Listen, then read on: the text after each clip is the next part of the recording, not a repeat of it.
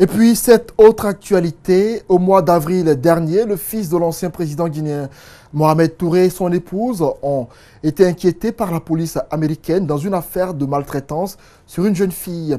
Après quelques jours passés en garde à vue, le couple avait bénéficié d'une liberté provisoire en attendant le jugement.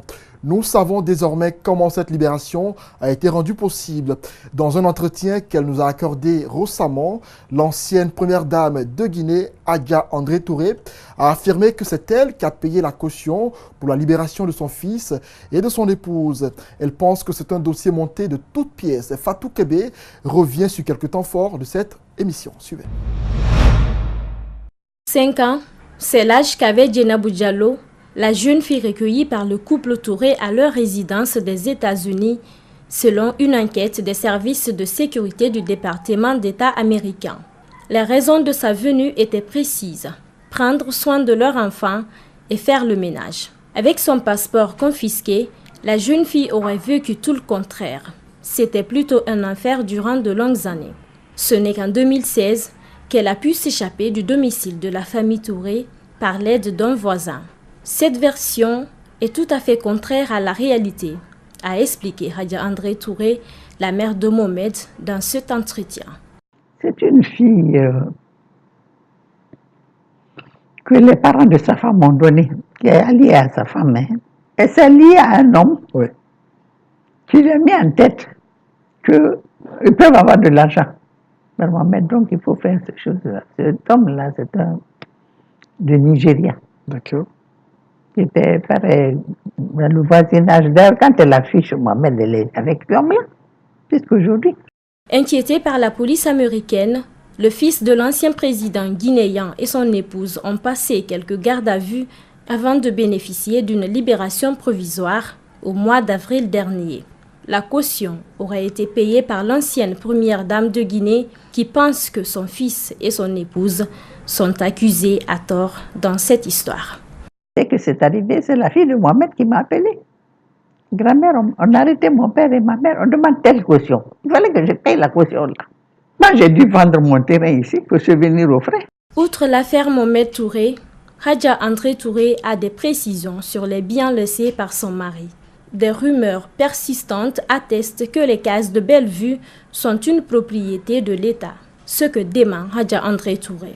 Elle précise aussi ne rien percevoir de l'État qui soit lié à ce domaine. Jusque-là, c'est confisqué. C'est dans la main de l'État. Ils utilisent les cases de Bellevue, je ne sais pas à quelle fin, mais bon, moi, ça ne me dit rien tout cela. Ce qui me fait mal, c'est quand ils disent qu'ils me donnent de l'argent. Je dis quel argent? Connue pour sa discrétion, l'ancienne première dame de Guinée ne manque pas souvent de se faire entendre lorsqu'elle est sollicitée. Ce fut le cas avec cette émission d'entretien télé dénommée Entre nous, diffusée récemment sur Espace TV. Voilà, à l'instant, Fatou Kébé qui nous signait ce commentaire. Autre fait marquant de l'actualité, l'escroquerie, l'arnaque. En Guinée, ce n'est pas un fait nouveau, mais l'usurpation d'identité, admettons que c'est rare. Et c'est une affaire de facture qui attire notre attention sur ce phénomène qui risque de devenir une habitude en Guinée. Au centre de l'histoire que vous allez voir, deux sociétés. La société de gestion immobilière et de construction, en abrégé Sogico, et la société de gestion et de construction guinéenne, en abrégé SGCG. La première est accusée d'avoir utilisé le nom de la deuxième pour établir une facture. Elle parle d'une usurpation d'identité, ce que rejette la société Sogico qui parle d'une erreur d'impression. Plus de précisions dans ce reportage que nous signent Mamadou Saliouba et Aliouba. Cheikh Diallo est directeur des ressources humaines. Et depuis quelques jours, une affaire le tourmente. Ce qui pourrait être la dénomination de sa société se retrouve sur une facture dont il n'est pas l'auteur. La facture, la voici. En haut de la page, le nom de sa société. Mais juste à côté, le logo d'une autre société. Nous, notre société, c'est la société de gestion et de construction guinéenne. La société Écran, qui a utilisé notre nom, son vrai nom, c'est la société de gestion immobilière. Au lieu de mettre immobilière, ils ont directement mis société de gestion et de construction. La confusion est totale et c'est grâce à une vidéo postée sur les réseaux sociaux qu'elle est décelée. Une vidéo de 13 minutes dans laquelle l'auteur se pose autant de questions sur l'utilisation des 9,6 milliards de francs guinéens débloqués pour le curage des caniveaux et des avaloirs.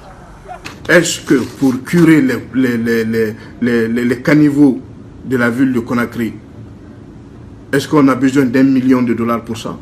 Ça, c'est la première question. La seconde question, les 13 100 jeunes qui sont mentionnés dans ce document, est-ce que ces jeunes-là ont été réellement employés?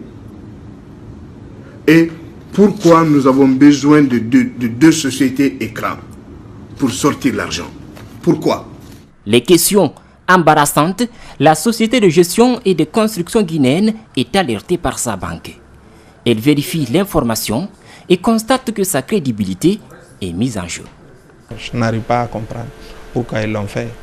C'est pour ne pas, bon, peut-être en cas d'audit, c'est pour ne pas peut-être qu'on les retrouve. Hein? Ou ils veulent balancer ça sur nous, ce qu'on n'arrive pas à comprendre, ou c'est un moyen de saboter un peu nos futurs projets. Nous avons contacté la société mise en cause. Elle n'a pas souhaité s'expliquer publiquement. Par téléphone, elle nous laisse entendre que c'était une erreur à l'impression et qu'il ne s'agit même pas de la société de gestion et de construction guinéenne, car sur la facture, le terme guinéenne n'existe pas. Mais aux yeux de la société plaignante, tout ceci est incompréhensible. Eux, leur vrai nom, c'est Sogico. Il y a même leur logo. Mais au lieu de mettre ça, vous voyez, ça c'est leur logo. Sogico. Sogico. Et comment ça se fait qu'en haut, ils écrivent Société de gestion et de construction? Pour l'heure, la société plaignante ne compte pas porter plainte. Elle veut juste rassurer ses partenaires et mettre en garde les éventuels usurpateurs. Coup d'œil à l'intérieur du pays avec les habitants de Bouramaya Yafraya dans Dubreka qui rencontrent d'énormes difficultés pendant l'hivernage. La principale porte d'accès au village est prise d'assaut par la présence d'un village où il n'y a pas de pont de franchissement. Le seul moyen est d'emprunter les barques. Malik Sangana Kamara, Mariam Diallo, Tierno Sadouba pour le reportage. Le district de Bouramaya Yafraya. Bel environnement, vie paisible, mais pour y accéder, les habitants et les visiteurs risquent leur vie. La traversée de ce fleuve dans les barques est impérative, en l'absence de toute infrastructure de franchissement. Un véritable calvaire pour les habitants de ces villages en saison pluvieuse. La montée de l'eau est notre inquiétude majeure ici. Quand l'hivernage arrive, les étrangers ont du mal à traverser pour entrer dans le village. Si ce sont les autochtones, eux, ils peuvent se débrouiller de toutes les manières pour y accéder, malgré tous les risques.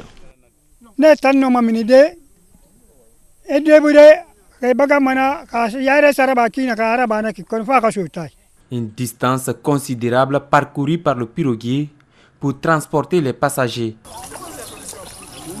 Pendant ce temps, d'autres impatientent de l'autre côté du fleuve, malgré la peur dans le ventre pour les non-habitués de cette pratique. Les ressortissants de ce district, soucieux du développement de leur localité, sollicitent l'assistance de l'État pour la construction d'un pont. Difficilement quand on traverse, il faut qu'on cherche à avoir au moins un moyen local pour pouvoir au moins aider nos parents pour pouvoir au moins traverser. Donc il y a énorme risque dans cette situation. Nous demandons pratiquement à l'autorité compétente pour pouvoir au moins nous aider à avoir au moins soit un pont ou bien pratiquement un moyen disponible pour pouvoir aider la population de Bouramaya Yafraya parce qu'on a tant souffert pour ça. Avec les maigres moyens, les jeunes du district Bouramaya Yafraya comptent envisager un projet de construction d'un pont sur ces fleuves. Déjà, la première initiative avance pour doter la communauté d'un centre de santé.